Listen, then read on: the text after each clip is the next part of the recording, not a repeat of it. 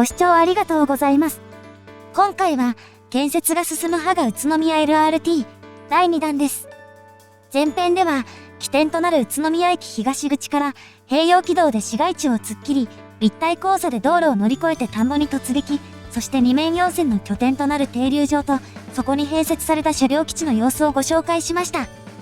後編では、そこから先の区間の様子を順番にお届けしていきます。前編をまだ見ていない方は、概要欄から見てくださいね。前編で最後にご紹介したのが、全長 14.6 キロの路線のおおむね4分の1の場所、平石停留場です。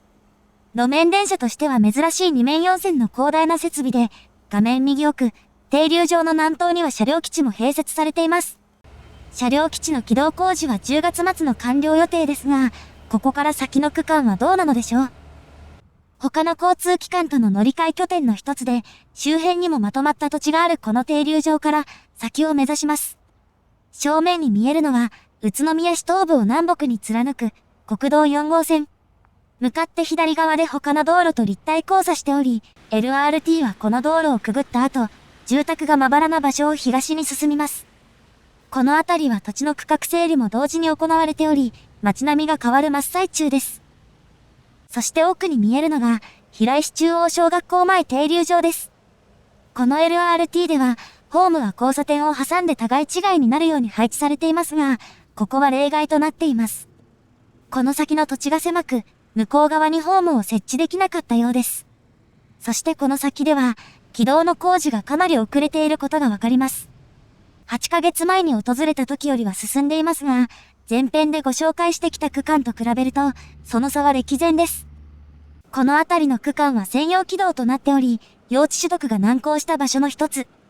道路整備も同時に行っているため、時間がかかっているというわけです。この辺りを空中写真で見ると、道路からそれて進む場所では、もともとあった建物が解体されたことがわかります。向かって右側の建物は、起動時期と干渉する場所のみが解体されたらしく、足場がまだ残っています。この先で、用水路と道路をまたぎます。道路との立体交差は、まだ建設途中です。そしてその先で、軌道は頑丈な高架橋で高さを上げていきます。前編でご紹介した併用軌道から抜ける場所では、路面電車では非常に珍しい高架橋がありましたが、この高架橋はそれとは違います。8ヶ月前は取り付け部分の一部が工事中だった高架橋は完全に出来上がっており、そしてこの高架橋の先にあるのが、北関東有数の大河川、鬼怒川というわけです。交差部分の川幅は、堤防の頂点の間で600メートル弱。LRT 単独で川を渡るため、専用軌道の橋を設けて、一気に渡っていきます。この LRT は全線が複線で建設されており、この橋梁ももちろん複線で建設されています。そして車両の設計最高速度は、時速70キロ。開業時は法律の関係で時速40キロに制限されますが、法改正を前提に最高速度を引き上げる構想があり、その際は、この橋梁もより速い速度で爆走することになりそうです。工事は鬼怒川の水量が増える夏場を避けるため、3年以上前から始められており、周辺を含めて46億円の費用が投じられています。そして鬼怒川を越えた線路は、下り勾配で地上に降りてきます。と見せかけて、地上には完全に降りてこず、再び上り勾配で道路をまたいだ後、山へと突っ込んでいきます。そしてこの場所は、ただの駅間ではありません。ここにあるのが、飛山城跡停留場。この路線で唯一ホームが地平にない停留場であり、ホームの端のスロープやアプローチ部分も構築中です。鬼怒川の東側ではしばらくアップダウンの激しい地形が続くため、急勾配が連続します。ただし、地面の勾配にぴったり合わせているわけではありません。この勾配の奥では地面に比べて高いところまで軌道が持ち上がり、その先では道路を乗り越えています。道路を越えるところでは下り勾配に差し掛かっており、その奥に見える道路のところでは逆に軌道の方が低くなっています。ジェットコースター顔負けの線形ですが、その奥で再び高さを上げ、道路の高さまで並ぶと、再びしっかりした軌道が姿を現し、線路沿いの様子も変わります。その先にあるのが、後編4番目の停留場、星稜高校前停留場です。この手前では擁壁の工事がまだ進んでいる途中ですが、信号機はすでに電車連動式に交換されており、停留場は外側のガラスの壁を除き、ほぼ出来上がっています。これまではスロープ部分が完成している程度の停留場ばかりだっただけに、この状況は胸が熱くなりますね。照明器具なども完成しており、前後編に分かれた動画の中でホームの構築物がこれほど出来上がっているのは、ここが初めてです。そしてここから先は、軌道の状況自体も変わっています。道路を渡ったところから先はすでにレールの締結まで進んでおり、レールの間の架線中には、ビームの準備もできています。そしてその先には、レールの基幹を測定する作業員の姿が。バラストを突き固めるための機械もあるこの場所、レールを固定する部材も真新しく、黄色く光っているのがワクワク感全開の光景です。星稜高校前停留場からの 2.5 キロ余りは、工業団地などの中を通過する区間。普通の住宅街ではなく、用地取得も比較的容易だったため、かなり早い段階から工事が進んでいます。そして目の前の曲線部分では片方の、そしてその先では両方の架線のビームが伸びていますね。部分的に線路が途切れているのは、線路脇にある工場の入り口を新設しているからです。工事前はこの先に入り口があったのですが、軌道を通すのに合わせて場所を移すことになったのです。この辺りの工事が最も早く進んでいたことは、交差点部分のレールがすでに敷かれていることからも伺えます。交差点の奥には、道路の左右に巨大な柱が。ここに、電線注意といった看板が掲げられることになりそうです。この交差点の奥にあるのが、清原地区市民センター前停留場。路線全体で5カ所ある、他の交通機関との乗り換え拠点と位置づけられている停留場の一つであり、工業団地の中ではこの1カ所だけです。横の道路からはバスやタクシーがすぐ北側に乗り付けられるほか、屋根の向こうには駐輪場もあり、工業団地に通勤する人々を念頭に置いたことがわかります。そしてこの路線は、平日1日あたり、およそ16,300人の利用を見込んでいます。もともとこの路線自体、沿線にある工業団地への輸送が目的の一つだけに、このような乗り継ぎ拠点を設けることは当たり前のことでもあるのです。停留場を出ると、目の前の交差点を斜めに横切り、専用軌道に入ります。扱い上はここも併用軌道ですが、道路の間を走るわけではないため、車などを気にしなくて済みそうです。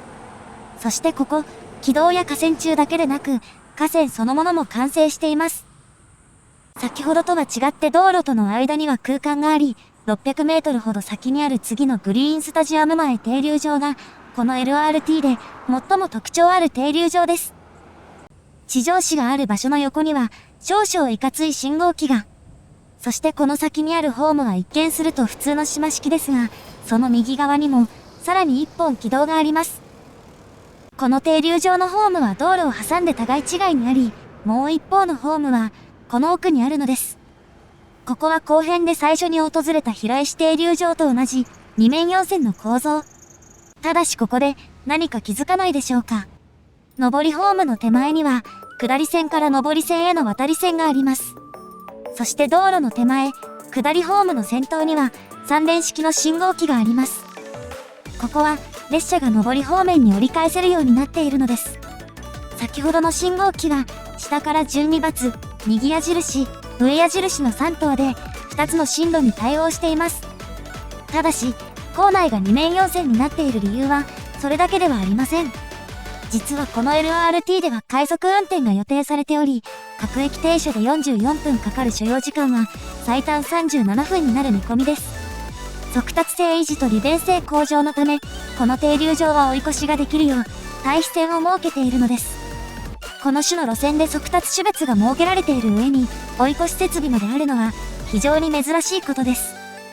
快速がどこに止まるのかはまだ決まっていませんが、将来的な法改正を踏まえて最高速度が引き上げられた際には、かなりの速さで通過する停留場が出てくるかもしれません。軌道は道路に沿って右カーブを描きます。工業団地の中を走るのはあの歩道橋のあたりまでで、架線が張られているのもここまでです。この先に見えるジェットコースターのような線形の空間に目が行きがちですが、この歩道橋にもご注目。以前はもっと道路に近かったのですが、軌道と干渉するため、歩道橋を丸ごと架け替えることになったのです。まだレールが敷かれていませんが、8ヶ月前は手前の道路との交差点もアスファルトが剥き出しだったことを踏まえれば、工事は進んでいると言えそうです。そして道路と並行していた区間はここまでで、この先奥で軌道が右に折れるところまでは、専用軌道の扱いになっています。高架橋が続き、レールも敷かれているあたりには工事が進んでいることが伺えますが、実はそうでもありません。右カーブの手前でレールは終わり、よく見ると、高架橋そのものの構築もまだ途中のようです。看板では線路ができるのが10月31日まで、高架橋の完成が8月31日までの予定となっていますが、この先の車道をまたぐ部分では、高架橋がまだ繋がっていません。手前では川をまたぐ部分も含めて完成していた高架橋は、この場所だけ途切れています。そう、来年3月の全線一括開業に暗雲が立ち込めている原因というのが、この高架橋にあるのです。この高架橋がある交差点は、南北に通る2つの主要幹線が交わる場所です。南北は国道408号、東西は県道64号で、このうち県道は前編の序盤で併用軌道になっていた道路です。映像でもわかる通り、日中でも一定の交通量があるこの道路は、ラッシュ時には多くの車が集まり、軌道と道路を平面交差にすると、渋滞が激化してしまいます。それを避けるため、前編でご紹介した併用軌道の出口と同様に、立体構造をすることになったのです。交通量が多いだけに、車線を大幅に減らして工事を行うのは難しく、当初は道路への影響が少なくなるよう、地面を掘ったりする工事において、範囲を限定して交通規制をしていました。ところが、実際にはその規制範囲でも道路への影響が大きかったため、万一のことを考え、規制範囲を縮小することになったのです。これによって複数の作業を同時並行でできなくなり、工期が伸びてしまったのです。当初は橋脚を立てる工程で遅れを取り戻すことも考えていたようですが、杭打ち機や作業員の手配がうまくいかず、遅れを完全に取り戻すことはできませんでした。はが、宇都宮 LRT では、もともと年内に工事が完了し、試運転を始める予定でしたが、この場所の工事が遅延すればその後のスケジュールにも響き、来年3月の開業は延期となる見通しです。そしてこの路線では、当初今年3月の開業予定だったのですが、用地取得の遅れなどを理由に1年延期されています。また、工事費は当初460億円ほどとされていたのに対し、立体交差部分の地盤補強工事や用地買収の難航などが響き、すでに680億円余りにまで膨れ上がっています。当初計画の実に 1.5 倍近くであり、費用が増えることは、整備計画の費用対効果が低下することにつながります。一方、最初の計画区間もまだ開業していないこの路線には、芳賀町の中心部へ至る路線と、宇都宮駅の西側に抜ける路線の2つの延伸構想があります。特に宇都宮市の中心市街地は駅の西側にあるため、この区間への延伸は、さらなる需要獲得につながりそうです。また、この路線では、LRT 単独の延伸だけでなく、周辺路線との乗り入れも視野に、それらの路線で使用されている 1067mm の基幹を採用しています。路面電車の場合、車両の安定性を重視して、また、床下機器の搭載スペースを確保するため、1435mm の基幹が採用されるのが一般的です。この路線が 1067mm を採用したのは、車両の安定性を犠牲にしてでも、将来的な乗り入れの余地を残すことを優先した結果です。延伸計画に他の路線への乗り入れと、夢が膨らむプランが満載ですが、工事費が当初に比べて大幅に膨らんだこの路線には、最初の開業区間の運営が成功するか否かという、高いハードルがあるのです。そしてその結果は、国内の他の都市における LRT 構想の行方にも、少なくない影響を及ぼすことになりそうです。諸事情により今回取材できたのはここまでですが、この路線の未来は今後も追いかけていきます。ご視聴ありがとうございました。